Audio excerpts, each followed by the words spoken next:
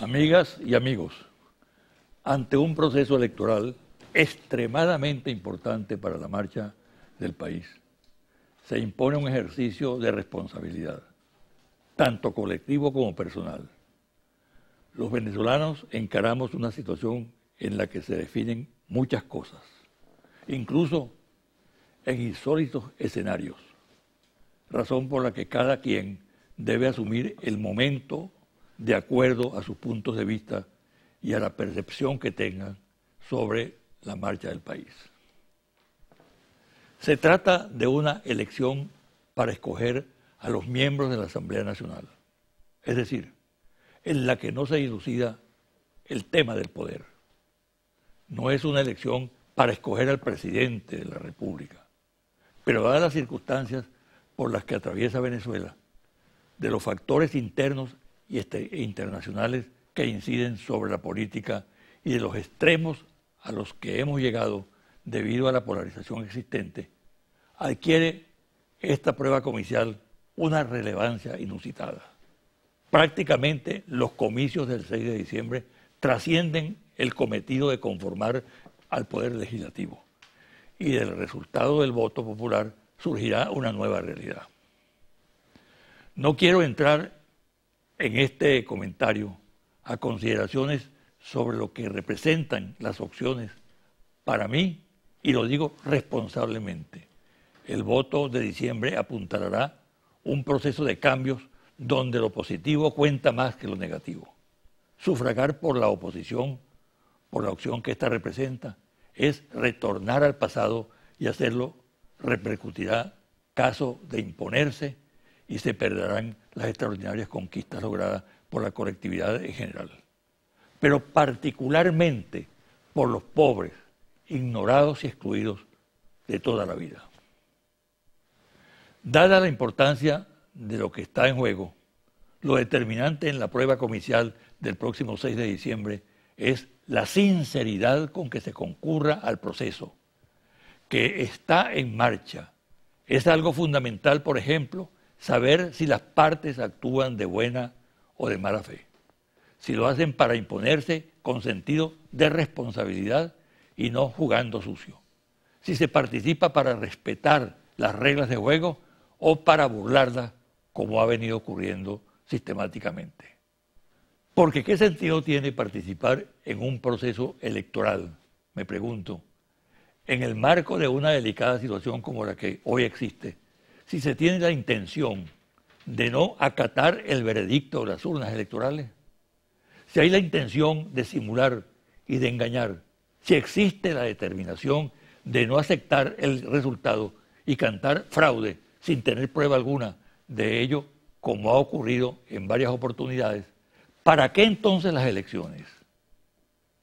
Los venezolanos tenemos el derecho a reclamar a las partes que compiten honestidad, seriedad, ética y a no aprovecharse de las circunstancias para convertir un evento cívico como una elección en la oportunidad de caotizar el país y lanzar a la República al abismo de la violencia. Hasta ahora, la actitud de uno de los sectores que compite en la prueba comicial del 6 de diciembre insinúa un perfil inquietante, muy peligroso, porque mientras el gobierno como el chavismo garantizan que respetarán el resultado de diciembre, que lo reconocerán así este les sea adverso, el sector opositor asume una actitud reticente, evasiva, ambigua y no pierde la oportunidad para atacar al árbitro, es decir, al Consejo Nacional Electoral, y filtrar la sospecha de que no respetará el resultado del voto del pueblo. Es el momento propicio, por consiguiente, para poner las cartas sobre la mesa, invocando la necesidad urgente de jugar con transparencia y denunciar a quienes tienen en la manga la daga de burlar a las instituciones y tomar el atajo de la violencia. Pausa y al regresar converso con el gobernador del estado Lara y dirigente político Henry Falcón.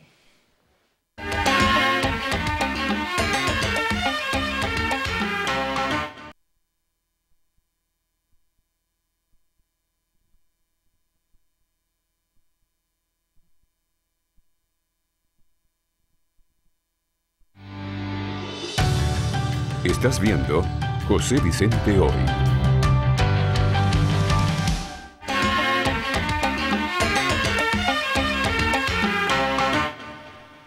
Mi invitado de hoy es un dirigente político de oposición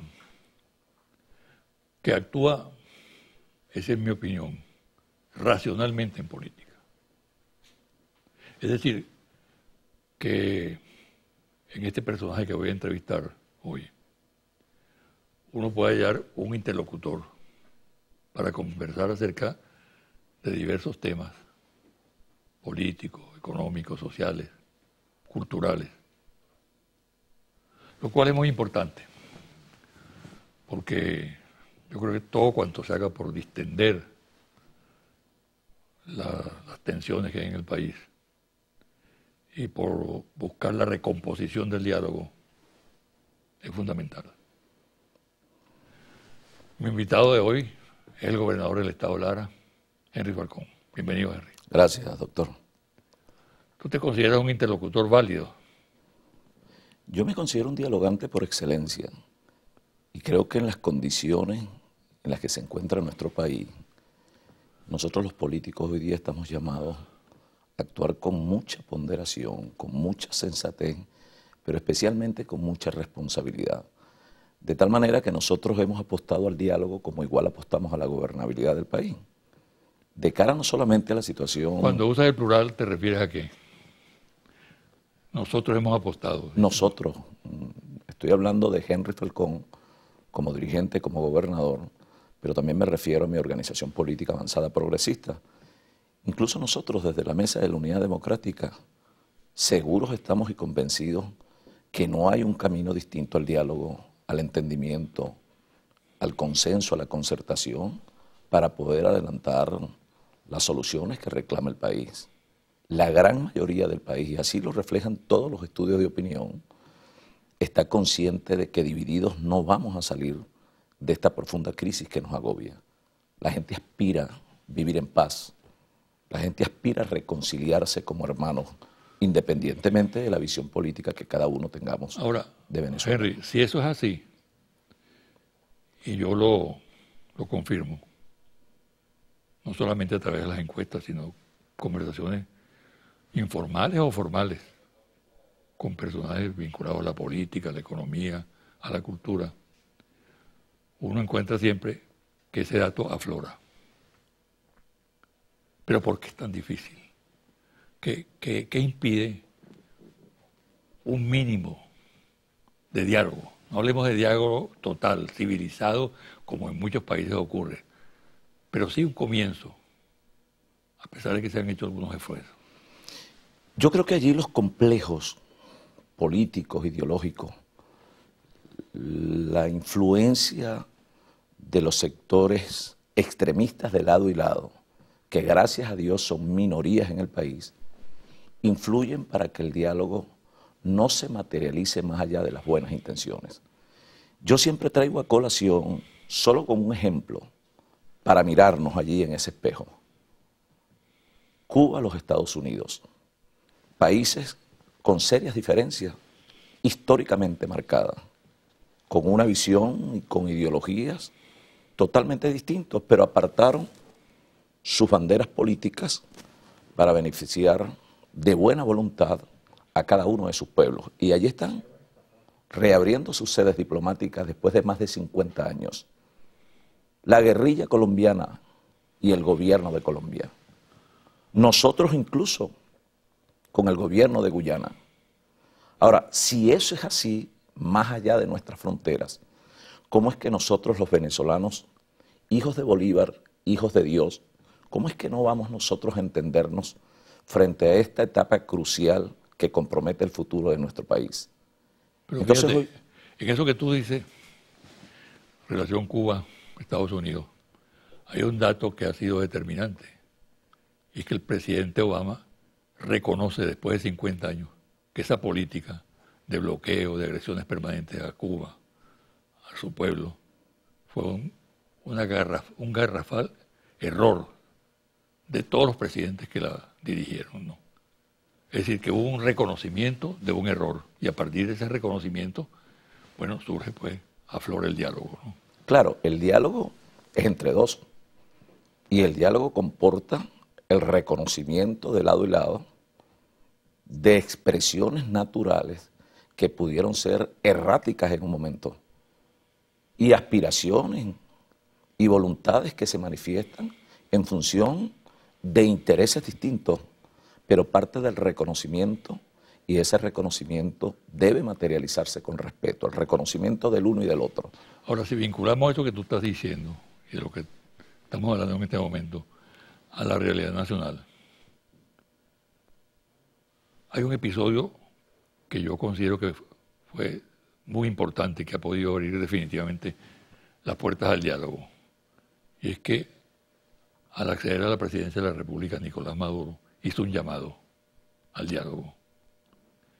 Y por primera vez, después de muchos años, la oposición fue a Miraflores.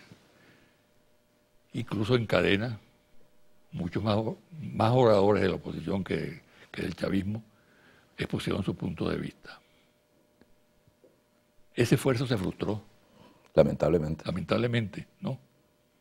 No vamos a entrar en quién tuvo la culpa, porque tú tienes una opinión, yo tengo otra, ¿no? Seguro. Sí. Ahora, ¿qué impidió que se profundizara en esa política? Que se retomara la bandera del diálogo y se colocara en el centro de la mesa. Yo creo que allí faltó voluntad de ambas partes. Y reitero las presiones de los sectores extremistas de lado y lado. Ahora, ese diálogo que nosotros iniciamos y que fuimos serios impulsores del mismo, conscientes estábamos de que en ese momento de grandes contradicciones y confrontación política en el país, y aún a sabiendas que veníamos a atravesar todas estas dificultades en el orden de lo económico, necesario era concertar en aquel momento. Lamentablemente, no pudimos avanzar más allá de algunas cosas que se lograron producto de ese diálogo. Pero el diálogo, primero, no tiene fronteras y segundo, no tiene momentos. Lo que hemos planteado es la necesidad de diálogo imperativo frente a unas circunstancias que nos pueden llevar a escenarios de inestabilidad que posteriormente nos pudieran llevar a la mesa, pero con un alto costo social, cosa que nadie quiere para Venezuela. No lo quiere la mayoría de la población.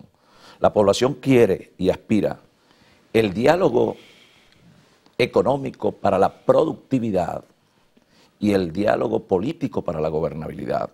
De manera que no es solo el diálogo político, es el diálogo también con los actores de la economía, con el sector productivo, el sector comercio, el sector de los servicios, con las expresiones de la política frente a los escenarios que tenemos por delante. Eso sería, sin duda alguna, reconocido por el país como una postura sensata, pensando en Venezuela más allá de nuestros partidos, de nuestras diferencias y de nuestras visiones. Fíjate, lo que tú dices se puede encuadrar perfectamente en un propósito, yo creo que sincero de parte de mucha gente, insincero de parte de otra gente, pero que en todo caso nos coloca ante la situación de que este tema del diálogo, que después del 6 de diciembre va a retomar una gran importancia, de acuerdo con los resultados electorales, no sea un motivo para divagar, para teorizar, porque en este programa yo he entrevistado a muchas personas, ¿no? Sacerdotes, profesores universitarios, dirigentes estudiantiles, dirigentes obreros, dirigentes políticos del gobierno y de la oposición, ¿no? Y más o menos el balance es que coinciden con lo que estamos hablando en este momento nosotros, ¿no? Pero resulta que nunca se llega a algo, ¿no? Hay algo que frena eso, ¿no? Que creo que está incluso más allá de la polarización. Entonces la pregunta de fondo es que ¿acaso los venezolanos hemos perdido la capacidad para dialogar? Claro, yo decía en aquel momento de aquella excelente oportunidad de diálogo El diálogo positivo, abierto, Y democrático. se creó un nivel donde estuvimos presentes todos allí. Cómo no, excelente. Sí. Pero además de eso, concreto y con resultados. Cuando digo el diálogo respetuoso, es el diálogo que se propicia, repito, sobre la base del reconocimiento del uno y del otro. Un diálogo entre dos, pero más que entre dos, entre hermanos. Porque más allá de que hoy tengamos una postura frente a la otra, como es regular y natural en política, en democracia, tenemos una prioridad por delante, es el país y las generaciones que vienen detrás de nosotros.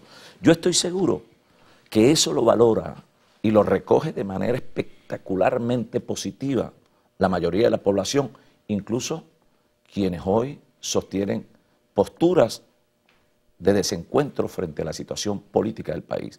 Y de allí la interpretación, pero más que la interpretación, la responsabilidad del nuevo político, del político de los nuevos tiempos.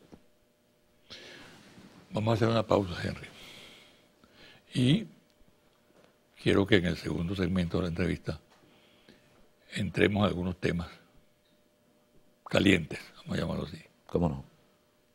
6 de diciembre. ¿No? ¿Cuál es la perspectiva? ¿Qué puede surgir del 6 de diciembre? ¿No?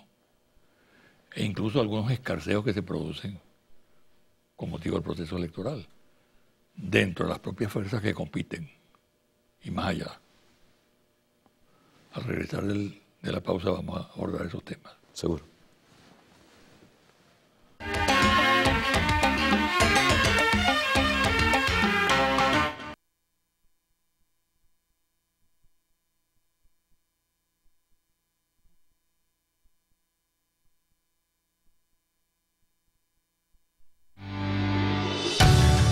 Estás viendo José Vicente Hoy.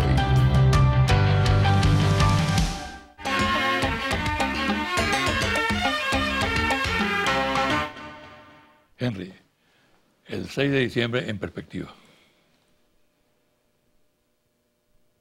Bueno, un proceso electoral, ciertamente donde se han generado muchas expectativas. Nosotros apostamos a un proceso electoral pulcro, transparente, pero igualmente democrático, y donde se puedan expresar libremente las voluntades del país en función de una expectativa en razón de lo que queremos a futuro. Decíamos ahorita, hablando sobre el diálogo como fórmula para el entendimiento, pero también el diálogo como elemento para la reflexión y la rectificación de unos y de otros, de quienes hoy hacemos política en función de adversario al gobierno, porque somos opositores al gobierno, pero también en el gobierno en función de direccionar los cambios que reclama el país, en función de que ese 6 de diciembre, y yo diría el 7, el 8, el mes siguiente y los años siguientes, podamos tener un país en condiciones de gobernabilidad sobre la base de ese entendimiento para poder alcanzar la paz. Fíjate, esa actitud tuya, que yo considero racional, dialogante, concita en el seno de sectores de la oposición reacciones tendentes a descalificarte, que tienes compromisos subalternos con el gobierno. Es decir, la porquería del lenguaje que se emplea en estas circunstancias, ¿no? ¿Cómo reaccionas tú frente a esa cosa? Yo no tengo una reacción que legitime esa crítica así sea perversa. Creo que el tiempo nos ha ayudado a aprender en la política, me refiero a la nueva política. Siempre hemos sostenido, sí, nosotros somos adversarios del gobierno. Estamos en la oposición, pero con posición, con criterio, con personalidad.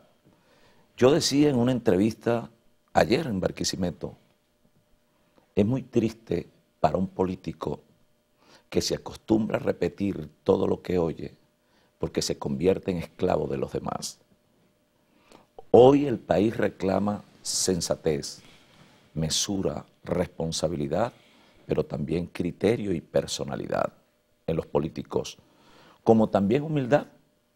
Así lo recoge incluso en sus palabras el propio Papa Francisco, que hoy se nos presenta como un ejemplo de liderazgo con humildad en el mundo.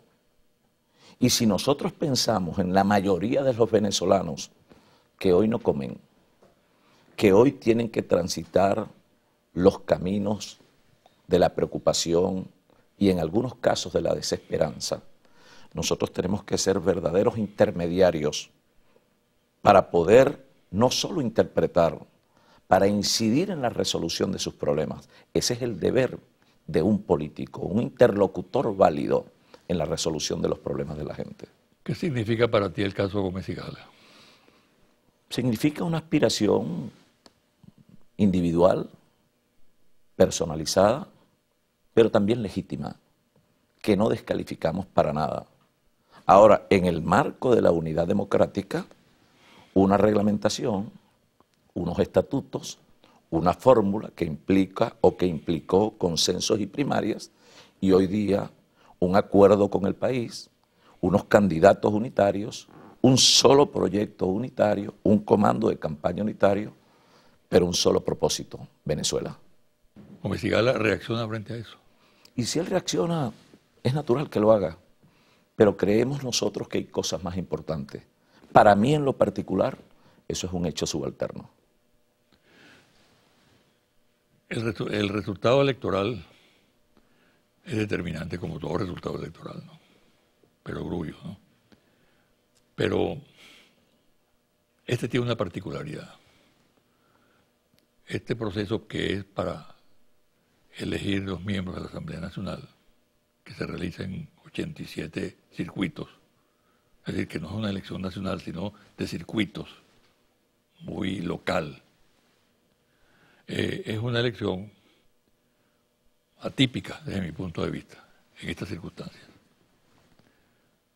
Pero poco a poco ha ido tomando el carácter de una elección que va más allá, va al tema del poder. La elección en los circuitos no es el tema del poder, el tema de ganar en esos circuitos. Otra cosa distinta es la elección presidencial, ¿no? Por consiguiente, el respeto al resultado electoral del 6 de diciembre es un dato clave en esta situación. ¿Cuál es la posición de Henry Falcón? Absolutamente de acuerdo, absolutamente de acuerdo. Ahora, se ha planteado la posibilidad de suscribir un acuerdo. Te iba a preguntar sobre eso. Pero un acuerdo que pocos o nadie conoce. Y el acuerdo normalmente es entre dos partes. El acuerdo tiene que ser producto de un diálogo productivo entre las partes, con sus legítimas aspiraciones, con sus propuestas, y donde se entiende al árbitro como intermediario en esas posiciones y en esas aspiraciones. Nosotros pudiéramos decir, por ejemplo, ese documento del acuerdo, donde, repito, se presenta desde el ente electoral, ¿qué hubiese ocurrido si nosotros presentamos un acuerdo, también una propuesta de acuerdo al Consejo Nacional Electoral, que no sea conocida y que no haya sido discutida en el seno del Partido Socialista Unido de Venezuela? Sin duda alguna, no la van a aceptar. Entonces, nosotros pudiéramos pensar desde la ¿Por qué tú prejuzgas de que no la aceptaría?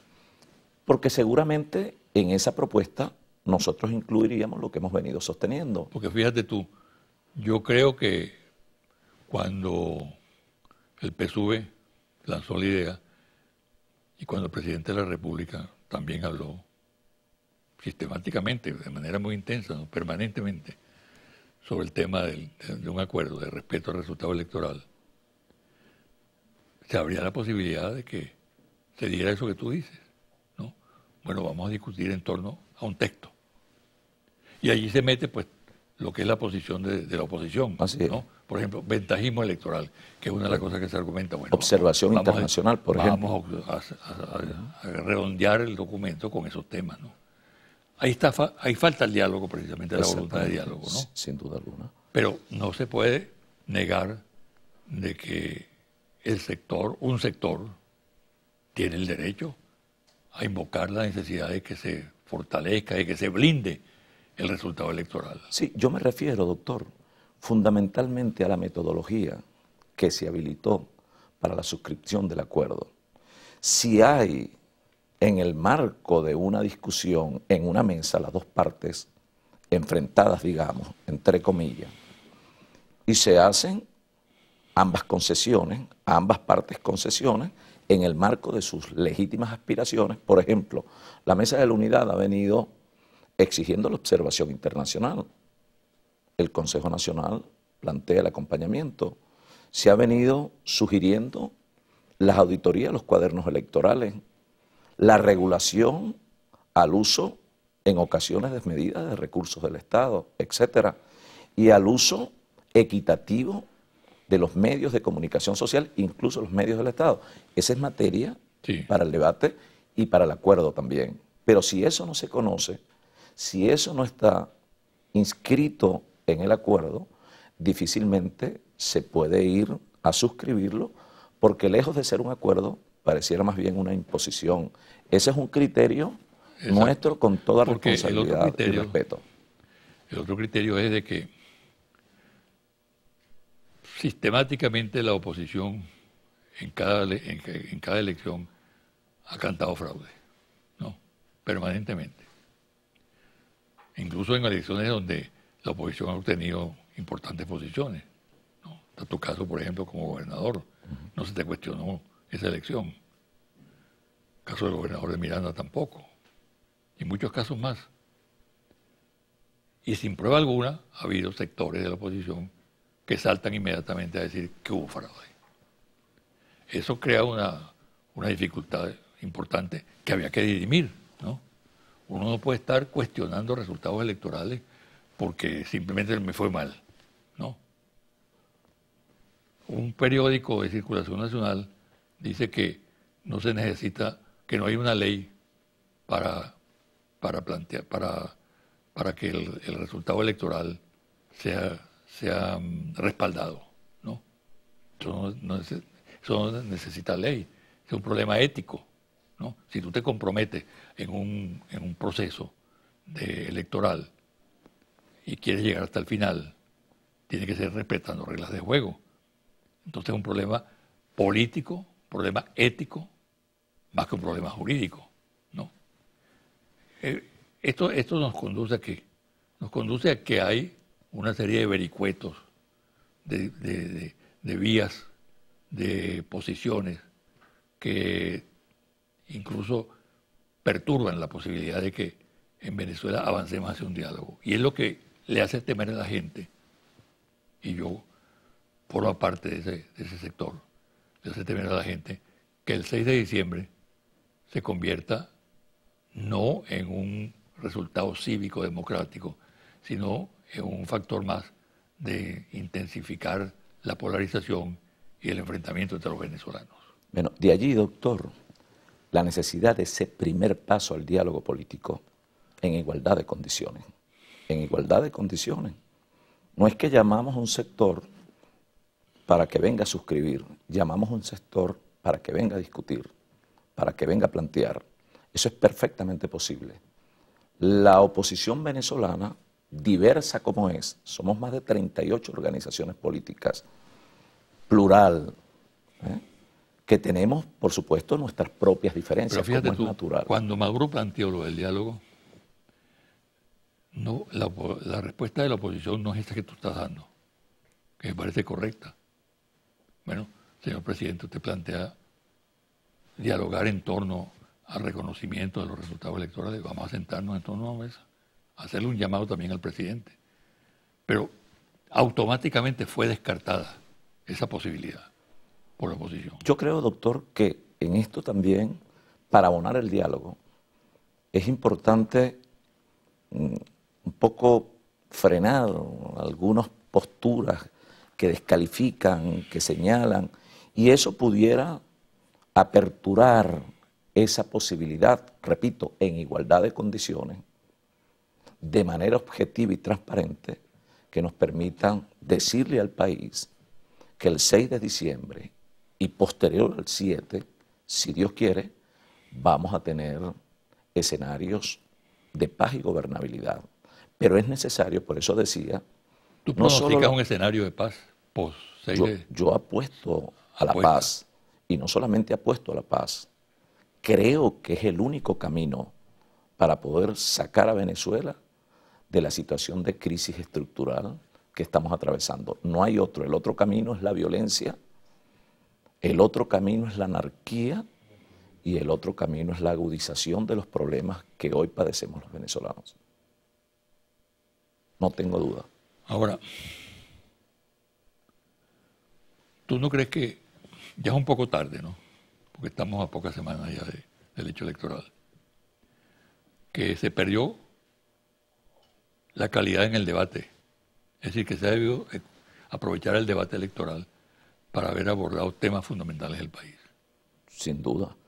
Incluso, doctor, yo me atrevería a decir, en aquel momento se desaprovechó el diálogo político para abordar otras materias. Por ejemplo, el ajuste del precio de la gasolina, por decir algo, que pudo ser materia del diálogo político y del diálogo económico. Y otras materias que hoy sin duda no fueron resueltas en su oportunidad y se han convertido prácticamente en una situación que paraliza al gobierno frente a una situación de angustia de la mayoría de la población. ¿Qué puede aportar, así en concreto, forma sólida, contundente, que sirve incluso para desafiar a los enemigos históricos del diálogo, o transitorios, o circunstanciales, que puede aportar un dirigente como Henry Falcón? Yo creo que más allá de las palabras, más allá de lo que hemos conversado acá. Sí, yo creo que nosotros, y no solamente Henry Falcón, la pragmática del diálogo. Pues. No solo Henry Falcón, ha sido una discusión permanente en la mesa, repito, con nuestras diferencias, en la diversidad, en la pluralidad, que caracteriza y debe caracterizar a la Mesa de la Unidad Democrática. Bueno, allí estamos muchos dirigentes políticos en una representación de liderazgo colectivo, ganados a concertar, a dialogar y entendernos en función del país. Pero debe haber mensajes de lado y lado. Correos. Y yo creo que se puede perfectamente, se puede abonar ese camino en la misma medida en que mostremos voluntad política, ambos, para ellos. Yo la muestro permanentemente. Y en aquella oportunidad fuimos un canal de intermediación frente al gobierno y a los factores de la oposición. Ahí está la postura de Ramón Guillermo Aveledo, por ejemplo. ¿Y por qué no persististe? No, lo hicimos. Incluso se plantearon allí algunas posibilidades de solución frente a ese freno que tuvo el diálogo, que prácticamente inicialmente generó una gran expectativa en el país. Recuerdo aquella intervención en cadena nacional de todos, gobierno y oposición. Yo creo que le dimos un ejemplo al mundo de democracia, pero también un ejemplo responsable frente a la situación que vivía el país. ¿Por qué no retomarlo? Yo creo que sí es posible, pero creo que frente a eso, repito, debe imponerse la reflexión, la rectificación y la no descalificación para que podamos transitar ese camino en esta etapa, sí, antes de la etapa decisiva del 6 de diciembre. Ocurre, Henry, que hay episodios emblemáticos. Cuando se produce el golpe del 11 de abril, y regresa el presidente Chávez, llama al diálogo. Yo soy testigo y participante de ese diálogo, y como inmediatamente sectores de la oposición dijeron que Chávez lo hacía porque estaba caído. La palabra que emplearon fue una palabra escatológica, ¿no? Y de allí pasaron a montar la huelga petrolera, ¿no? Entonces esas son cosas que quedan en el ambiente, ¿no? Y como quiera que no ha habido la audacia de los sectores democráticos de la oposición para plantear la necesidad de mantener el orden democrático y de rectificar los errores cometidos, persevera esa imagen. ¿No? Ojalá y no tú eres un hombre que está libre de sospecha en eso. Lo digo con toda seriedad, ¿no? Y por eso yo le atribuyo una gran importancia a lo que tú digas, porque soy consciente de que estás desafiando también riesgos importantes, incluso en el propio campo donde tú te mueves, como ocurre siempre en estas circunstancias, ¿no? Sí. Sí. Nosotros, y así lo hemos expresado de manera reiterada, no acompañamos ni acompañaremos jamás ninguna salida al margen de la Constitución. Jamás. No jugamos a la aventura, a los caminos verdes. Nosotros creemos que el proyecto de país que nos dimos los venezolanos es esa Constitución que está allí. Y sobre la base de esa Constitución y todo el Estado de Derecho deben sujetarse nuestras actuaciones. Y así seguro estamos comprometidos desde la unidad. Ojalá y no tengamos que entender el futuro de Venezuela mirando hacia atrás y podamos vivir la Venezuela futura mirando hacia adelante, en el nombre de Dios. Bueno, muchas gracias, ¿sabes? A ustedes, doctor. Mucha suerte. Gracias. Una pausa y al regresar los confidenciales.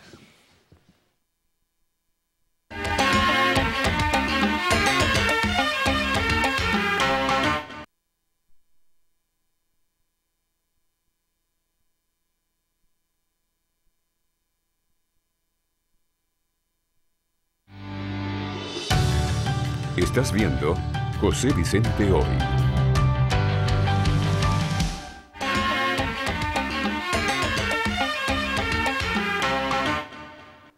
Y ahora los confidenciales. En medios próximos a PDVSA se comenta que algunos dirigentes de la oposición planifican un paro en la industria petrolera, inspirado en el que la oposición y los directivos de entonces de PDVSA se llevó a cabo en el año 2002, luego del golpe del 11 de abril.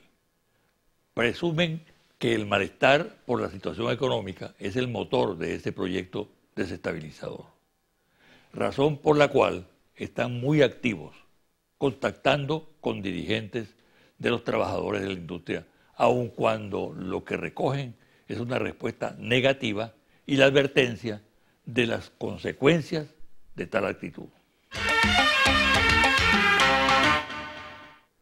Wilmar Schmidt es la persona designada por el Departamento de Estado de los Estados Unidos para ocupar el cargo de consejero político en la Embajada Norteamericana en Caracas. Schmidt ocupaba el mismo cargo en México y tiene experiencia en países con problemas económicos y políticos.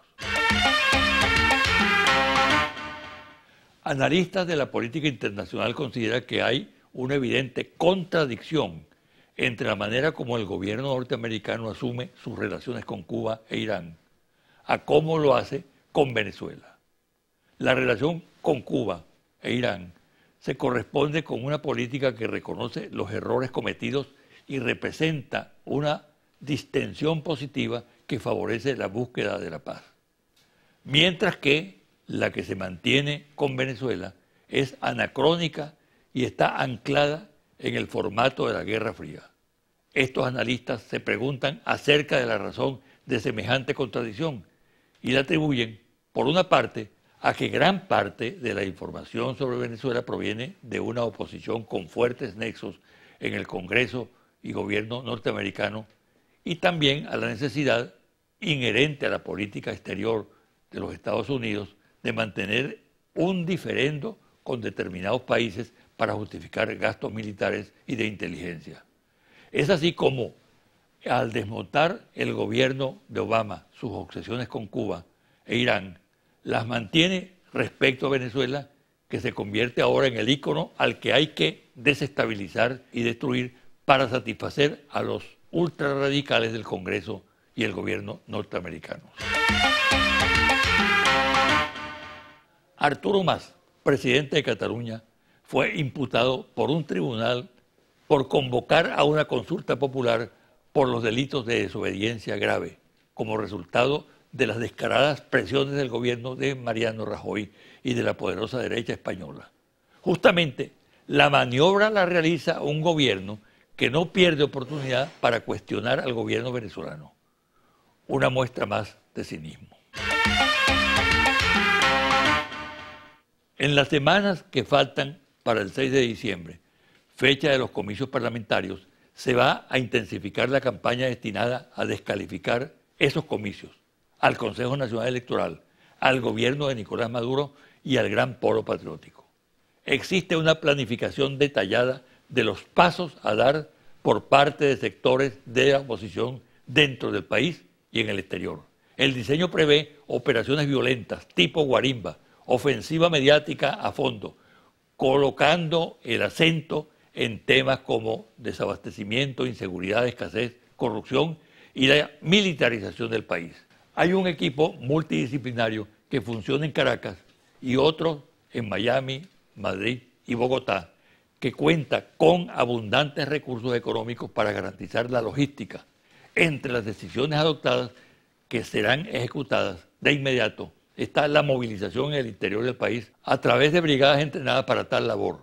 La idea básica consiste en utilizar el lapso que culmina el 6 de diciembre para incrementar las tensiones y caotizar el proceso electoral con el propósito de arribar al día de los comicios con una situación tope de encrispamiento de los ánimos que garantice un impacto interior como en el exterior y despierte amplia solidaridad para cantar a todo evento fraude y desconocer cualquier resultado adverso a la oposición. Sin embargo, el plan no tiene apoyo unánime. Hay sectores en el ámbito opositor que rechazan la posibilidad de que el resultado electoral no sea respetado y que manifiestan la determinación de oponerse a cualquier tipo de aventura.